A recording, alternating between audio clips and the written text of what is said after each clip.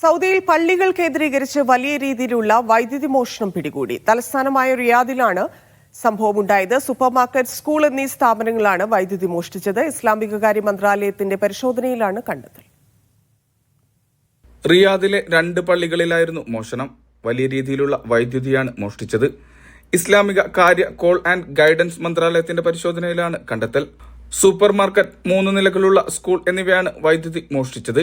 24 മണിക്കൂർ പ്രവർത്തിക്കുന്ന air condition, refrigerator, ഉയർന്ന വൈദ്യുതി ആവശ്യമായ ഉപകരണങ്ങൾ തുടങ്ങിയവയാണ് സൂപ്പർ മാർക്കറ്റ് മോഷ്ടിച്ചത്.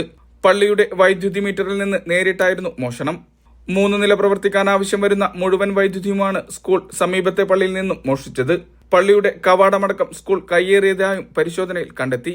വൈദ്യുതി മോഷണവുമായി ബന്ധപ്പെട്ട കണ്ടെത്തലുകൾ കൂടുതൽ പരിശോധിച്ച് വരികയാണ്. അന്വേഷണങ്ങൾ പൂർത്തിയാക്കി ഉടൻ വേണ്ട നടപടികൾ സ്വീകരിക്കുമെന്നും മന്ത്രാലയം അറിയിച്ചു. Vishal Cherpulassery, media 1, Riyadh.